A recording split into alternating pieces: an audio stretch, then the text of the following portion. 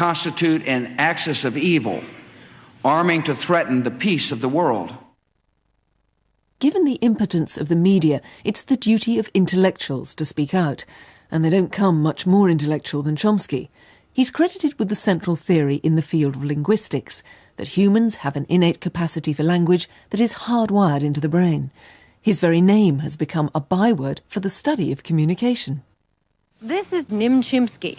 Nim, jokingly named after the great linguist Noam Chomsky, was the great hope of animal communication in the 1970s.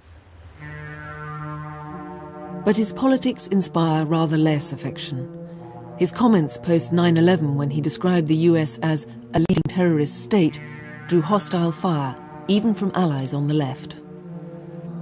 But at 74, Chomsky shows no sign of relenting.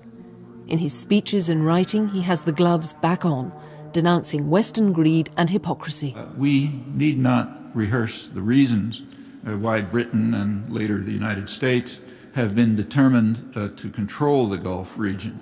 It's enough to recall the observation of the State Department in 1945 that the resources of the region are a stupendous source of strategic power and one of the greatest material prizes in world history. His most recent work is entitled Pirates and Emperors. I asked him first about the title. That's plagiarized from St. Augustine, who in the City of God has a story about Alexander. His forces capture a pirate, and there's an audience between the pirate and the emperor, and he asks the pirate, "How dare you molest the seas?" And the pirate asks him, tells him, "I'm a small man with a tiny boat, so they call me a pirate. You're an emperor with a vast navy, and you molest the world, but they call you an emperor." You know? And that's a good allegory for the world, and in particular the contemporary world. The pirates are the ones who are condemned, not the emperors. Of course, the general population is attacked by both the emperors and the pirates. So it's not that the pirate, St. Augustine is not saying that the pirate is a nice fellow. He's just saying he's a small criminal as compared with a major criminal. So who does control the world? Who are the emperors? Overwhelmingly the United States since the Second World War, Britain before that, and concentrations of private power, which are enormous, and tyrannical corporations closely linked to the powerful states. It's a network of concentrated power with international institutions like the IMF and so on, which are called, they sometimes call themselves the masters of the world. That's a phrase that was in the Financial Times, a little ironically, but not wrong. Actually, they call themselves the masters of the universe. Adam Smith called themselves the masters of the world. Now they're called the masters of the universe. We've gone a bit beyond it. Yeah, didn't have space age in Smith's time. But don't you sometimes need big government to deal with big business, that in a sense there is a kind of balance between these large forces?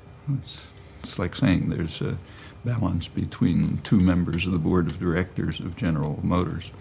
Yes, there's some kind of a balance, but they're so closely interlinked and they're connected that they're, to first approximation, they're the same thing. Now, did September the 11th, do you think, mark a change in world politics? It's a historic event. It was the first time in hundreds of years that the West, Europe, and its offshoots have suffered the kind of criminal atrocity that they constantly carry out against others, which is quite a change. That's why there's such shock in the West.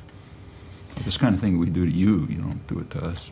I mean, it's like the reaction in England when, at the time of the so-called Indian Mutiny rebellion in India, tremendous shock that they should do to us what we do to them all the time. It's my genius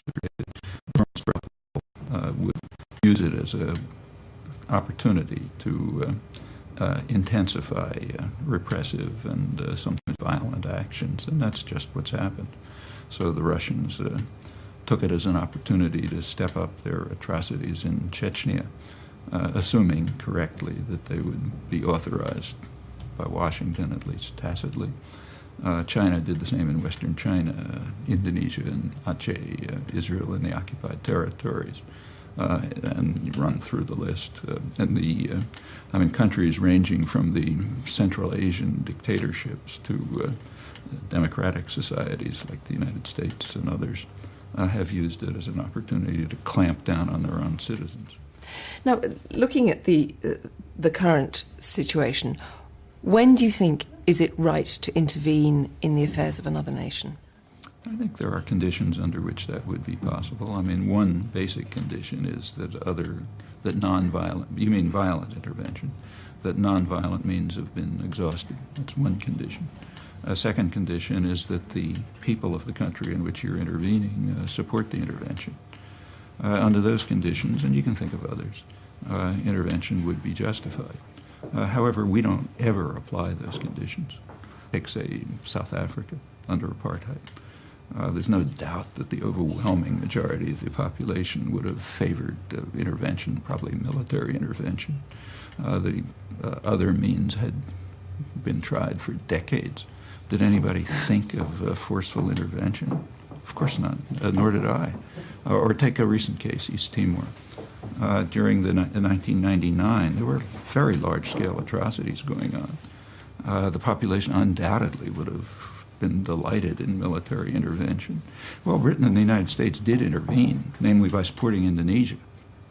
Did anybody think of moving to do something else? Of course not. In fact, Britain was sending jets to Indonesia even after the Australian-led peacekeeping forces entered. That's the way the great powers intervene. Now, you make quite a lot in the book of the fact that there is freedom of expression in America. But what you do point to is something more insidious, because you suggest that there is actually, though there may be freedom of expression, there's a control of freedom of thought. Now, how does that happen?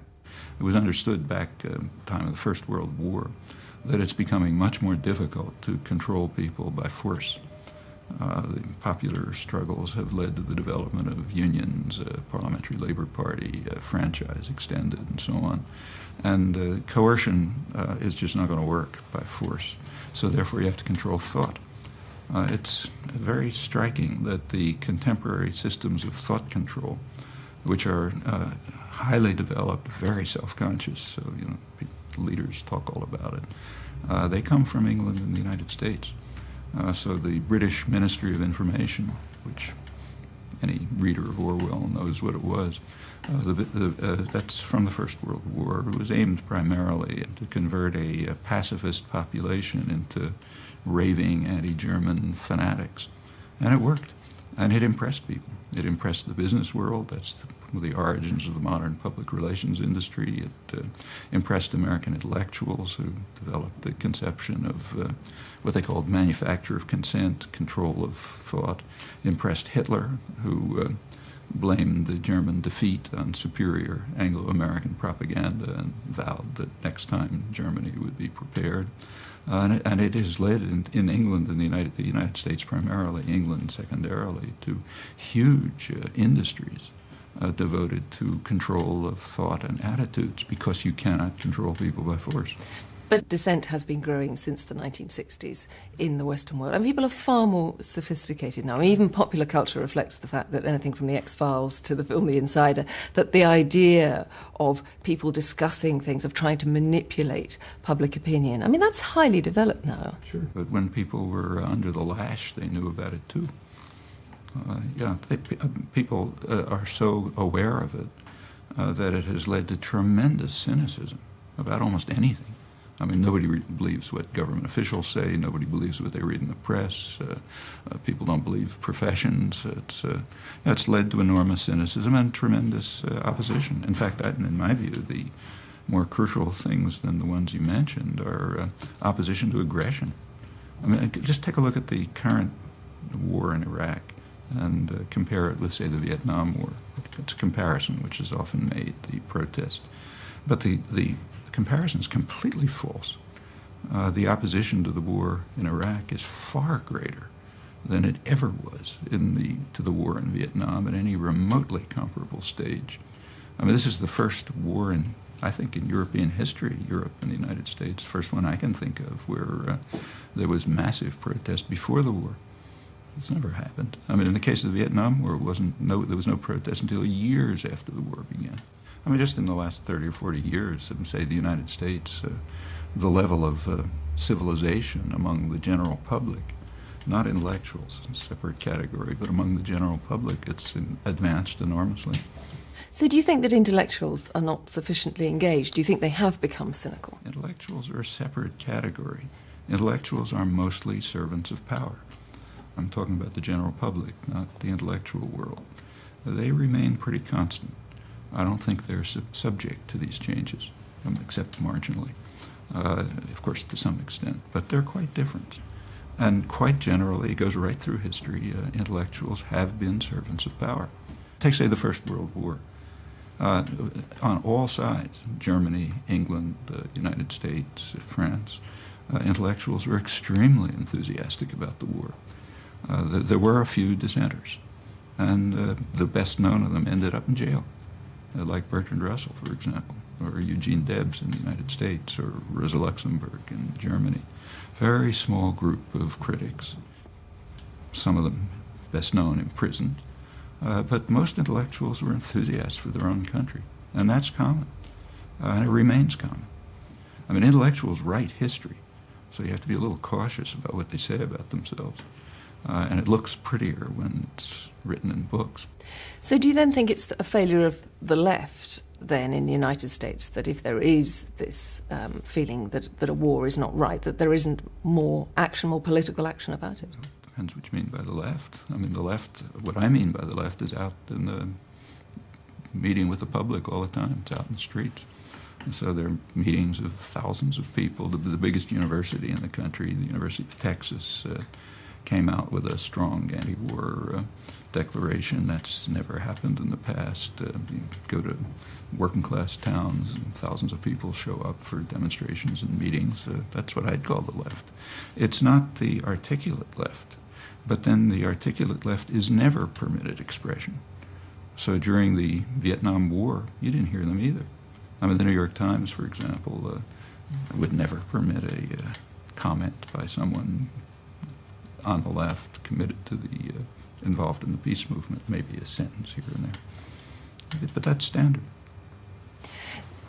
As far as your attitude to government is concerned, I mean, you have been known for many decades as being an agitator against what you see as bad government. I mean, some people have wondered sometimes whether perhaps you could have, alongside the criticism, offered a little more in the way of solutions as well. There's plenty of solutions. In fact, that's all I and other people offer is solutions. Often the solutions are don't carry out crimes. That's the simplest solution. So if you want to reduce terrorism in the world, let's say, there's one very simple solution: stop participating in it. That doesn't end everything, but it cuts back the amount of terror by quite a notable amount. So that's a simple solution. If you want to look at other more complex cases, take, say, the Israel-Palestine problem. I think there's a solution, namely the one that the large majority of the American population support, which happens to be the international consensus on a two-state settlement that the U.S. government rejects. Okay, so there's a solution for you. Let's just follow the will of the American population and go through the list. For example, on say, environmental issues, there's plenty of solutions. It's claimed that what you say is correct. That's what's claimed by the intellectual world, that no solutions are offered by the critics. That's just nonsense. It's just they don't like the solutions. Since you first started in political activism in the 60s, do you feel that you have made a great deal of headway? I think the country has made a great deal of headway, and I'm happy to participate in it, but it's not traceable to individuals. I mean, these are mass popular movements, and big changes in culture. It's across the board. If you go back to the 60s, for example, there was no feminist movement, there was no environmental movement, there were no third world solidarity movements, there was no substantial anti-nuclear movement, no global justice movements. I mean, these are all developments of the last 20 or 30 years, and they come from all over the place. For example, the solidarity movements, which are quite unique. There's never been a time when people from the aggressor country went to the victims and lived with them to try to protect them. That happened in the 80s. Tens of thousands of Americans did it, and they came from conservative circles. A lot of it was church-based. And it came from Main Street in the United States. And now it's all over the world. So you have people, say, in the Israeli-occupied territories, in Colombia and all over, trying to help the victims. And yet you say there's this groundswell of support on Main Street, and yet you have a right-wing government there in Washington at the moment, and you have a great discrepancy between the way that the rest of the world increasingly views the United States and the way that the people of the United States view themselves. That's not true.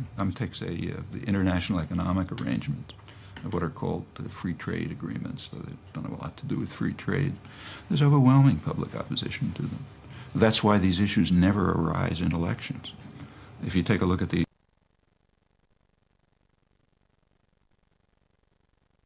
exclude a certain category of issues, namely those on which the public is opposed to the elites, those just don't arise.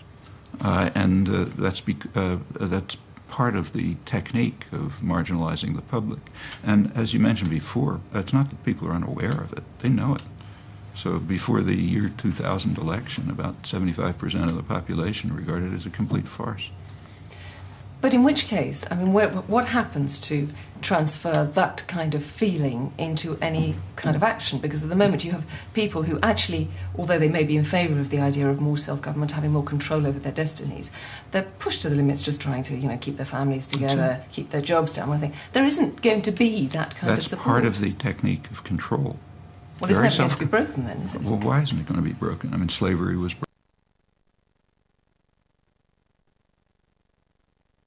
broken.